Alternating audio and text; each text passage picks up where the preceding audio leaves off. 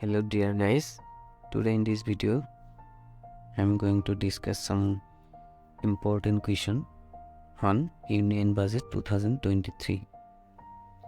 As a to be said, Union Budget 2023-24 কিছুমান গুৰুত্বপূৰ্ণ প্ৰশ্ন আলোচনা কৰিম। অলপ ভিডিঅ'টো আগবাঢ়ো। প্ৰথম প্ৰশ্নটো হ'ল Who presented the Union Budget 2023? কেন্দ্ৰীয় বাজেট 2023 কোনে উপস্থাপন কৰিছিল? ইয়াৰ শুদ্ধ উত্তৰটো হ'ব বিত্তমন্ত্ৰী নিৰ্মলা সীতাৰমণ। তেখেতে কি কৰিছিলে? ইউনিয়ন বাজেটটো উপস্থাপন কৰিছিলে। দ্বিতীয় প্ৰশ্নটো লৈ যাওঁ। Which of the following has the least share in the proposed expenditure from the Union Budget 2023-24? কেন্দ্ৰীয় বাজেট 2023-24 পৰা প্ৰস্তাৱিত ব্যয়ত নিম্নলিখিত কোনটো আটাইতকৈ কম সংখ্যক অংশ আছে? যিটো বাজেট উপস্থাপন কৰা হৈছে সেই বাজেটত কোনটো ডিপাৰ্টমেণ্ট বা কোনটো বিভাগত আটাইতকৈ কম শ্বেয়াৰ আছে, লিষ্ট শ্বেয়াৰ অংশ? ইয়াৰ শুদ্ধ উত্তৰটো হ'ব অপশ্যন এ, পেঞ্চন। পেঞ্চন বিভাগত কি আছে? আটাইতকৈ কম শ্বেয়াৰ আছে। 3 নম্বৰ প্ৰশ্নটো লৈ যাওঁ। 3 নম্বৰ প্ৰশ্নটো হ'ল By which year the government aims to produce 5 MMT of hydrogen, green hydrogen? কোন বছৰৰ ভিতৰত চৰকাৰে 5 MMT সেউজীয়া হাইড্ৰজেন উৎপাদন কৰাৰ লক্ষ্য ৰাখিছে? ইয়াৰ শুদ্ধ উত্তৰটো হ'ব অপশ্যন চি, 2030। 2030ৰ ভিতৰত 5 MMT গ্ৰীণ হাইড্ৰজেন উৎপাদন কৰাৰ লক্ষ্য ৰাখিছে। 4 নম্বৰ প্ৰশ্নটো লৈ যাওঁ। 4 নম্বৰ প্ৰশ্নটো আছে What is the new scheme that focuses on the fishermen and fish vendors? মাছমৰীয়া আৰু মাছ বিক্ৰেতাসকলৰ ওপৰত গুৰুত্ব দিয়া নতুন আঁচনি কি? ইয়াৰ শুদ্ধ উত্তৰটো হ'ব option C, new sub scheme PM মৎস্য সম্পদ যোজনা। এইটো চি নম্বৰটো হ'ব ইয়াৰ শুদ্ধ উত্তৰ। 5 নম্বৰটো চাওঁ। 5 নম্বৰত আছে Which was the first budget that was digital? কোনটো প্ৰথম বাজেট আছিল যিটো ডিজিটেল আছিল? পেপাৰলেছ বাজেট বুলি কয় ইয়াত, ডিজিটেল বাজেট। ইয়াৰ শুদ্ধ উত্তৰটো হ'ব অপশ্যন বি, 2021-2022। এই বাজেটটো আছিল প্ৰথম paperless or digital budget. Next question, 6 নম্বৰ question. The budget 2023-24 adopts how many priorities? 2023-24 চনৰ বাজেটত কিমানটা অগ্ৰাধিকাৰ গ্ৰহণ কৰা হৈছিল? মেইন প্ৰায়ৰিটি কোন কোন ক্ষেত্ৰত দিয়া হৈছিল? কেইটা ক্ষেত্ৰত দিয়া হৈছিল? ইয়াৰ শুদ্ধ উত্তৰটো হ'ব অপশ্যন এ, 7টা অগ্ৰাধিকাৰ দিয়া হৈছিল আৰু সেইবাবে এই বাজেটক সপ্তঋষি বুলিও কোৱা হৈছে।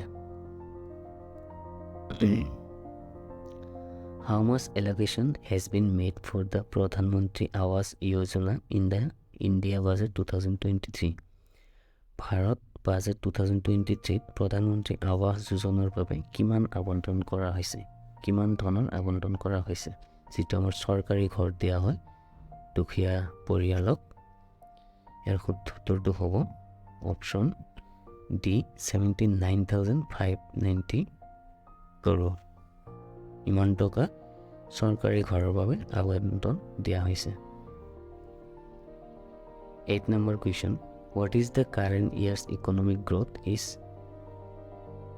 estimated at the Union Budget 2023? 2023 চনৰ কেন্দ্ৰীয় বাজেটত চলিত বৰ্ষৰ অৰ্থনৈতিক বিকাশ কিমান বুলি অনুমান কৰা হৈছে? অনুমানিক হ'ব ইয়াৰ 7%। একচুৱেলি 6.8 হয়, কিন্তু estimated 7%।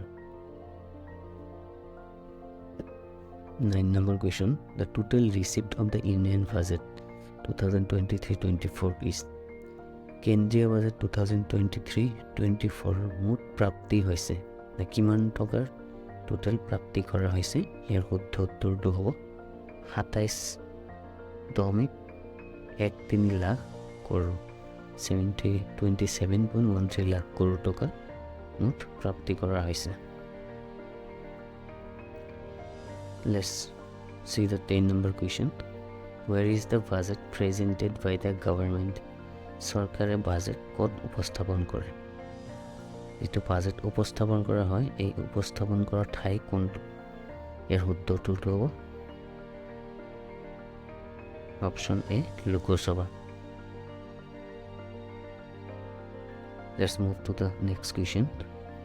Which of the following has the highest share in the proposed expenditure from the Union Budget 2023-24? বাজেটত আটাইতকৈ কোনটো বিভাগৰ শ্বেয়াৰ বেছি আছে ইয়াৰ শুদ্ধ উত্তৰটো হ'ব অপশ্যন এ ইণ্টাৰেষ্ট পে'মেণ্ট যিটো বৰয়িং আছে ষ্টেটবিলাকৰ সেই তাতে কি হ'ব ইনভেষ্টমেণ্টটো বেছি হ'ব খৰচটো বেছি কৰিব 12 number question. The total expenditure of the Union Budget 2023-24 is 2023-24 চনৰ কেন্দ্ৰীয় বাজেটৰ মুঠ ব্যয় হৈছে টোটেল ৰিচিপ্ট আছিল 27.03 কৰোৰ লাখ কৰোৰ আৰু টোটেল এক্সপেণ্ডিচাৰ খৰচ হ'ব আমাৰ 45.03 lakh crore Third number question. What is the rate of tax for income tax slab between the income of 9 lakh to 12 lakh for assessment year 2023-24? মূল্যায়ন বৰ্ষ 2023-24 বাবে 9 লাখৰ পৰা 12 লাখ টকাৰ উপাৰ্জনৰ মাজৰ আয়কৰ স্লেবৰ বাবে কৰ হাৰ কিমান 9 লাখৰ পৰা 12 লাখৰ হ'লে ইয়াৰ বাবে টেক্স দিব লাগিব 15% এইটো 2023-24 বাজেট মতে 14 number question. The fiscal deficit of the Union Budget 2023-24 is আমাৰ টোটেল আবণ্টন প্ৰাপ্তি আছিল ইমান কোটি টকা 27.13 লাখ কৰোৰ টকা আৰু টোটেল এক্সপেণ্ডিচাৰ আছিল 45.03 লাখ কৰোৰ টকা গতিকে এক্সপেণ্ডিচাৰ মানে ঘাটি থাকিব বিত্তীয় ঘাটি থাকিব 45.03 পৰা 27.13 মাইনাছ কৰিলে আমাৰ থাকে 17.87 লাখ কৰোৰ 17.87 লাখ কৰোৰ টকা বাজেটত ঘাটি থাকিব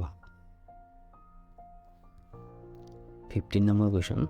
Union Finance Minister Nirmala Sitaraman is presenting the Union Budget 2023 for the dash time in a row. Nirmala Sitaraman কিমান বাৰৰ বাবে 2023-24 বাজেট উপস্থাপন কৰিছে তেওঁ ইয়াৰ আগতো বহুত কেইটা বাজেট উপস্থাপন কৰিছে এইটো বাজেট হ'ব তেওঁৰ কাৰণে 5th নম্বৰ বাজেট যেটো নতুনকৈ কৰা হ'ল 2023 বাজেট 5th নম্বৰ বাজেটটো তেওঁ একেৰাহে কন্টিনিউয়াছলি 5 বাৰৰ পঞ্চম বাজেট হ'ব তেওঁৰ বাবে Thank you for today. We'll meet in the next video. Thank you.